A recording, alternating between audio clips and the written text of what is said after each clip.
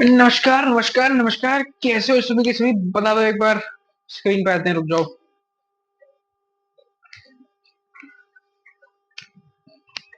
हाय, hello everyone, कैसे हो सभी के सभी? आई होप फाइन होगे, बढ़िया होगे और ढेर सारे मजे के साथ होगे। स्टार्ट करते हैं आज की इस वीडियो को।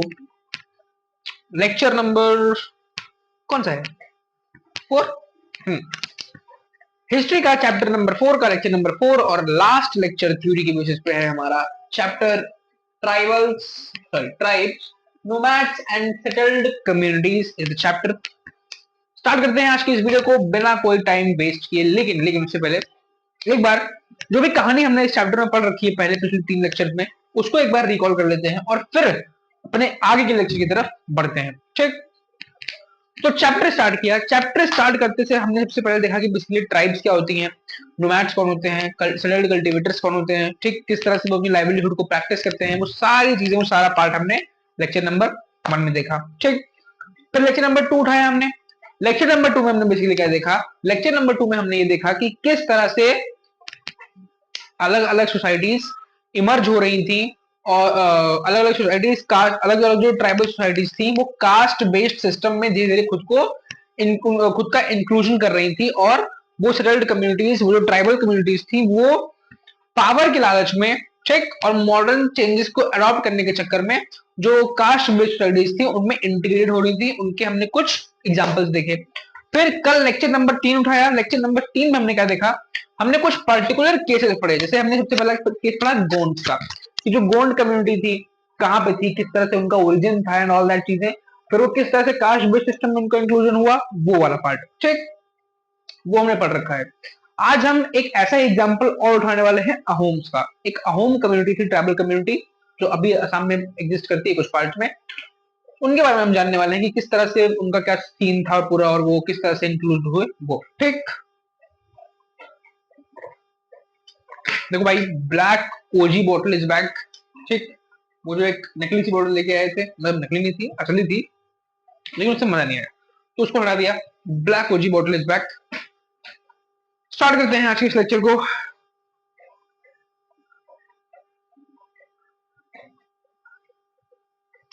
The Ahoms. The Ahoms migrated to the Brahmaputra Valley from present-day Myanmar in the 13th century. ठीक, तो टॉपिक क्या पढ़ रहे हैं हम? टॉपिक हम पढ़ रहे हैं द अहोम्स। अहोम्स के बारे में बेसिकली हम पढ़ने वाले हैं, ठीक। तो अहोम्स के बारे में बेसिकली हम ये चीज पढ़ने वाले हैं। अहोम्स जो थी वो एक ऐसी कम्युनिटी थी जो 13th सेंचुरी में ब्रह्मपुत्र वैली जो थी, वो उस ब्रह्मपुत्र, सॉरी, म्यांमार जो इस टाइम करंटली जो म्यांमार है, उस म्यांमार वाले रीजन से निकल के ब्रह्मपुत्र वाले रीजन में शिफ्ट हो गई थी 13th सेंचुरी में। They created a new state by suppressing the older political system of the Bhuyan's landlords. During the 16th century, they annexed the kingdom of Chutias and of Koch Hajo and subjugated many other tribes. ठीक, तो क्या बताया गया है कि पहले एक बहुत नॉर्मल कम्युनिटी थी जैसे बाकी सारे ट्राइब्स थे, लेकिन फिर जब ये ब्रह्मपुत्र वैली वाले रीजन में पहुंचे तो जो वहां पे पहले से जो ट्राइब्स थी और पहले से जो लैंड लॉर्ड्स थे, उनको इन्होंने धीरे धीरे अपनी पावर के थ्रू सप्रेस करना स्टार्ट कर दिया और खुद को एक डोमिनेंट ट्राइब की तरह वहां पर स्टैब्लिश कर लिया। ठीक, जैसे एग्जांपल दिया उसमें कि उन्होंने चूतियास को डिफीट किया। ठीक, उसके साथ साथ जो वहां के इनिशियल लैंडलॉर्ड्स थे जिनकी ब्रह्मपुत्र वैलीज में जमीनें थी, उनको सप्रेस कर दिया। तो वो एग्जांपल्स दिए हुए हैं, ठीक। तो जब म्यांमार से, करंट डे म्यांमार से निकल के वो ब्रह्मपुत्र वैली वाले रीजन में पहुंचे, तो वहां पर जो पहले से एग्जिस्टिंग पावर्स थी, जो एग्जिस्टिंग ट्राइब्स थी, उनको इन्होंने क्या किया? सप्रेस करके सब्जुगेट कर लिया, मतलब अपने ही अंदर मिला लिया उनको सप्रेस करके। The Ahoms built a large state, and for this they used firearms as early as the 1530s. By the 1660s, they could even make high-quality gunpowder and cannons. ठीक, तो अहोम्स ने अपने पावर का यूज करके एक बहुत बड़ा सा स्टेट बिल्ड कर लिया। स्टेट मतलब एम्पायर बिल्ड कर लिया अपने लिए। ठीक, जैसे रॉकी भाई ने एम्पायर बिल्ड किया है केजीएफ, वैसे अहोम्स ने एक पूरा अपना एम्पायर बिल्ड कर लिया। और किस चीज के उस पे बिल्ड किया? अपनी पावर के बेसिस पे और अपनी टेक्नोलॉजीज के बेसिस पे, क्योंकि अहोम्स 15th सेंचुरी में 1530 के टाइम पीरियड में वो कैनन का यूज करते थे, हाई क्वालिटी गन पाउडर बना सकते थे। ठीक, तो उन्होंने इसी इन सारी चीजों का इस्तेमाल करके उन्होंने क्या किया, इन सारी चीजों का इस्तेमाल करके अपना वो कर लिया, क्या कर लिया, अपनी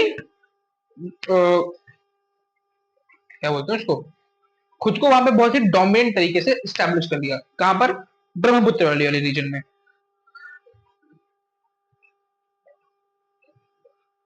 However, the Ahoms faced many invasions from the southwest. In 1662, the Mughals under Mir Jumla attacked the Ahom kingdom. ठीक, तो एक तरफ तो ये था कि अहोम किंगडम बहुत ज्यादा रिच थी, बहुत ज्यादा वेल्दी थी, एक बहुत प्रॉपर उन्होंने अपने लिए एक स्टेट बिल्ड कर रखा था। लेकिन उसी के साथ साथ अहोम किंगडम के साथ हमेशा से एक प्रॉब्लम रही थी कि साउथ वेस्ट साइड से उनमें हमेशा इन्वेजन होता रहा। मतलब कि साउथ वेस्ट साइड से हमेशा उनके किंगडम में लोग घुस जाते थे लूटपाट करके और फिर भाग जाते थे। जैसे मीर जुमला के टाइम पीरियड में, जब मीर जुमला के टाइम पीरियड में जो मुगल किंगडम थी, वो मुगल किंगडम ने अहोम किंगडम में क्या किया था, इन्वेजन किया था और बहुत लूटपाट मचाई थी।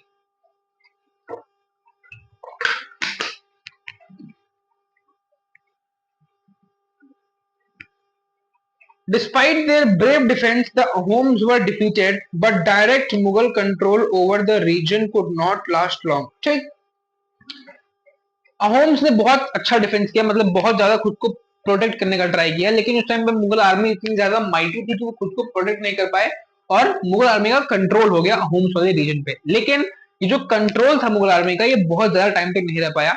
जो अहोम किंगडम थी, जो अहोम्स थे, उन्होंने वापस से बाउंस बैक किया और जो अपनी लैंड थी वो वापस से मुगल से छीन ली। ठीक,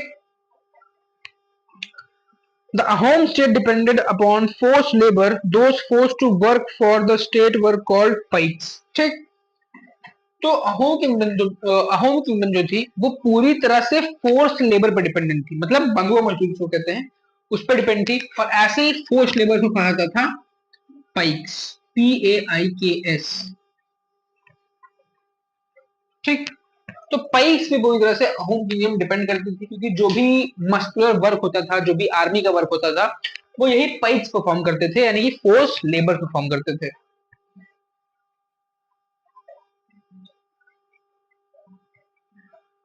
A census of the population was taken. Each village had people from heavily sorry. Each each village had to send a number of pikes by rotation. ठीक, तो हर एक पर्टिकुलर टाइम ऑफ इंटरवल पे विलेजेस का census किया जाता था, उसकी population दी जाती थी, कितनी पॉपुलेशन है वहां पर, और उसके अकॉर्डिंग हर विलेज से रोटेशन वाइज कुछ लोग भेजे जाते थे एज अ पाइक्स काम करने, यानी कि एज अ फोर्स लेबर काम करने। मान लो कि ये कोई होम विलेज है, यहाँ पे 300 लोग रहते हैं, मान लो 100 100 100 300 लोग रहते हैं। तो होता क्या था कि सेंसस होता था, ठीक, यानी कि पॉपुलेशन का रिकॉर्ड रखते थे वो लोग। तो मान लो यहाँ की पॉपुलेशन 300 है, तो सेंसस का रिकॉर्ड उनके पास है कि हाँ यहाँ पे 300 लोग हैं। तो जब फर्स्ट रोटेशन बुलाई गई तो 100 लोग को बुलाया गया। फिर जब इन लोग को वापस घर भेजा गया तो सेकंड रोटेशन में अगले 100 लोग को बुलाया गया। फिर जब इनको रोटेशन में वापस से घर भेजा गया तो अगले 100 लोग को बुलाया गया। तो ऐसे रोटेशन वाइज फोर्स लेबर्स, ऐसे रोटेशन वाइज फोर्स लेबर्स को काम करने के लिए भेजा जाता था हर विलेज से। ठीक,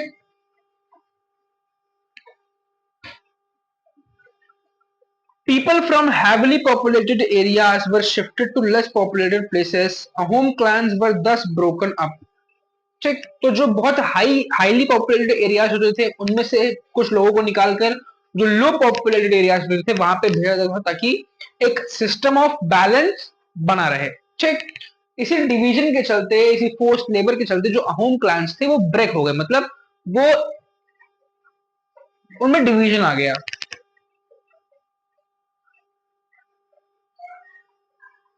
By the first half of the 17th century, the administration became quite centralized.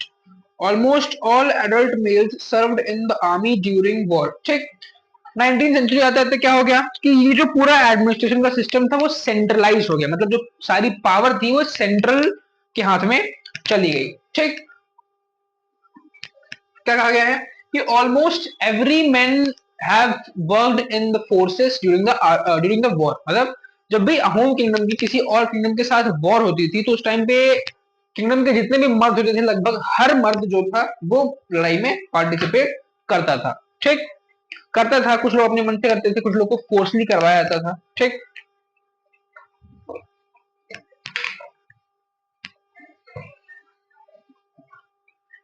at other times, they were engaged in building dams, irrigation system, and other public works. The Ahom also introduced new methods of rice cultivation. ठीक, तो war के time पे तो उनको भेज दिया जाता था लड़ाई करने के लिए, ठीक, मतलब वॉर में पार्टिसिपेट करने के लिए। लेकिन जब वॉर नहीं होती तो वो खाली बैठ के घर पे रोटियां थोड़ी ना तोड़ते थे। जब वॉर नहीं हो रही होती थी तो उस टाइम पे बिल्डिंग का काम करते थे, डैम्स की बिल्डिंग का काम करते थे, इरिगेशन वर्क्स का काम करते थे। ठीक, और अहोम्स ही थे जिन्होंने new type of rice cultivation introduce किया कि हम राइस कल्टीवेशन के और भी मेथड्स यूज कर सकते हैं। ठीक, Ahom society was divided into clans or khels. There were very few castes of artisans, so artisans in the Ahom areas came from the adjoining kingdoms. ठीक, तो जो अहोम सोसाइटी थी उनको दो पार्ट में डिवाइड किया गया, क्लैंस और खेल्स। ठीक, क्लैंस के बारे में हम जानते हैं, खेल्स के बारे में हम आगे पढ़ेंगे। ठीक, और एक तीसरी तरह की कम्युनिटी थी आर्टिसंस की। आर्टिसंस क्योंकि अहोम किंगडम में खुद के उतने आर्टिसंस नहीं थे, तो अगल बगल की जो किंगडम्स थी वहां से आर्टिसंस को बुला के अहोम किंगडम में रखा जाता था। A Khel often controlled several villages. The peasant was given land by his village community.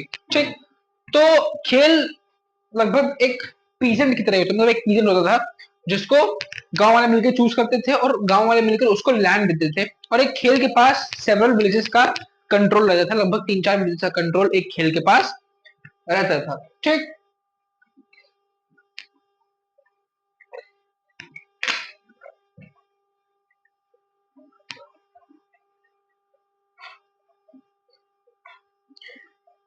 Even the king could not take it away without the community's consent. ठीक, और ये इतने पावरफुल होते थे कि इनको जो लैंड दी जाती थी वो राजा, जो मेन राजा होते थे, वो भी इनसे नहीं छीन सकते थे जब तक वो पूरी जो विलेज था उसका कंसेंट उनके पास नहीं होता था, मतलब पूरी विलेज की उसमें हामी नहीं होती तब तक वो इनसे लैंड्स नहीं छीन सकते थे। Originally, the Ahoms worshipped their own tribal god. During the first half of the 17th century, however, the influence of Brahmanas increased. ठीक, तो अगर बात करें इनिशियली, तो इनिशियल टाइम फेजेस में जो अहोम्स थे वो अपने खुद के जो ट्राइबल गॉड थे उनको वर्शिप किया करते थे। लेकिन 19th सेंचुरी आते थे क्या देखने को मिला कि ब्राह्मणास जो थे उनका इन्फ्लुएंस अहोम किंगडम के अंदर भी बढ़ गया। ठीक, जिससे कुछ चेंजेस आए। Temples and Brahmanas were granted land by the king. In the reign of Sib Singh, Hinduism became the predominant religion. ठीक, तो जब ब्राह्मणास इन्फ्लुएंशियल होते चले गए तो ब्राह्मणास को और टेम्पल्स के नाम पे किंग जो थे वो लैंड ग्रांट्स करते थे। और शिव सिंह के टाइम पीरियड तक, शिव सिंह किंग थे अहोम किंगडम के, उनके टाइम पीरियड तक क्या हुआ कि हिंदुइज्म जो था वो एक प्रीडोमिनेंट यानी कि एक डोमिनेंट रिलीजन स्टैब्लिश हो गया था अहोम किंगडम में। But the Ahom kings did not completely give up their traditional beliefs after adopting Hinduism. ठीक, तो अहोम्स ने हिंदुइज्म को अडॉप्ट तो किया, लेकिन हिंदुइज्म को अडॉप्ट करते से ऐसा नहीं था कि उन्होंने खुद की आइडेंटिटी छोड़ दी, जिस गॉड को पहले वर्शिप करते थे उसको छोड़ दिया। नहीं, हिंदुइज्म उन्होंने अडॉप्ट किया, लेकिन उसके साथ साथ उनकी जो खुद की जो आइडेंटिटी थी, यानी कि उनके जो खुद के रिचुअल्स थे, जो खुद के बिलीव्स थे, उसको भी वो फॉलो करते रहे साथ साथ में। Ahom society was very sophisticated. Poets and scholars were given land grants. ठीक, अहोम सोसाइटी जो थी, जो अहोम किंगडम थी, वो बहुत ज्यादा सोफिस्टिकेटेड थी। ठीक, लोग वहां पे बहुत ज्यादा पढ़े लिखे थे। Theatre was encouraged. Important works of Sanskrit were translated into local language. ठीक, थिएटर्स का वहां प्रमोशन होता था। थिएटर्स वो, हाँ भाई, थिएटर्स मतलब इन द सेंस की जो नाटक नौटंकी कार्यक्रम होते थे उनको काफी बढ़ावा दिया जाता था, और जो संस्कृत लिटरेचर होते थे उनको लोकल लैंग्वेज में कन्वर्ट करने का काम भी होता था। Historical chronicles known as Burunjis were also written first in the Ahom language and then in Assamese। ठीक, तो जो उस टाइम की हिस्ट्री होती थी जिसको वो लोग बुरंजीज भी कहते थे, क्या कहते थे, बुरंजीज कहते थे, उसको भी वहां पे लिखा जाता था पहले अहोम लैंग्वेज में और फिर असमीज में। ठीक, यानी कि जो असम की जो नेटिव लैंग्वेज है उसमें। अब बात करते हैं कंक्लूजन की।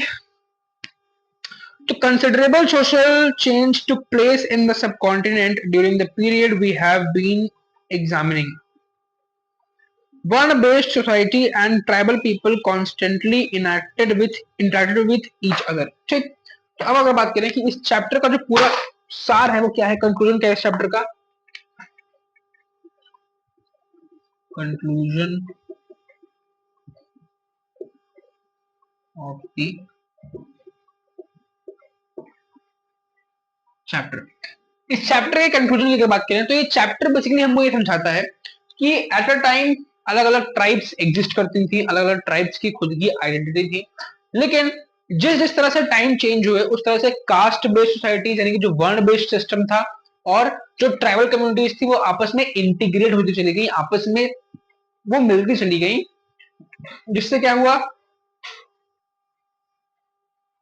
the interaction caused both kinds of societies to adapt and change.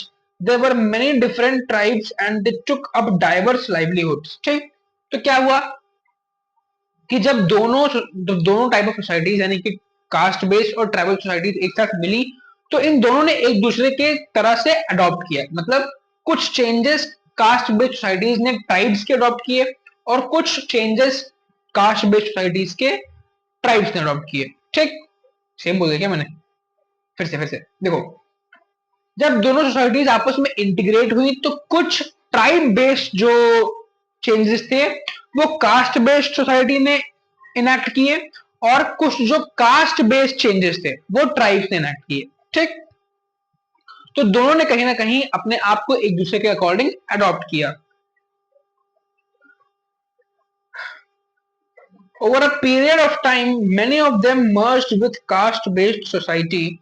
Others, however, rejected both the caste system and orthodox Hinduism। ठीक, तो एट अ टाइम बहुत सारी ट्राइबल कम्युनिटीज पाई जाती थी, लेकिन उनमें से कुछ ने हिंदुइज्म को और कास्ट बेस्ड सिस्टम को अडॉप्ट कर लिया, वहीं पर कुछ ट्राइबल सोसाइटीज ऐसी थी जिन्होंने ऑर्थोडॉक्स हिंदुइज्म और इन कास्ट बेस्ड सोसाइटीज को अडॉप्ट करने से मना कर दिया और अपनी खुद की आइडेंटिटी को कंटिन्यू करते रहे।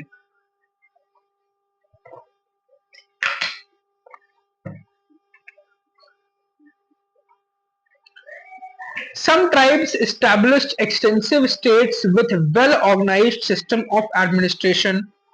They thus became politically powerful. This brought them into conflict with larger and more complex kingdoms and empires। ठीक, तो कुछ जो ट्राइबल सोसाइटीज थी उन्होंने पावर गेन की, कास्ट बेस्ड सिस्टम में एंटर किए और फिर उन्होंने कॉम्पिटिट करना स्टार्ट किया जो बड़ी सोसाइटीज थी जैसे ब्राह्मणास जो थी उनकी सोसाइटीज से। ठीक, ये है बेसिकली इस चैप्टर का सार यानी कि कंक्लूजन। इसी के साथ इस चैप्टर की थ्योरी होती है समाप्त।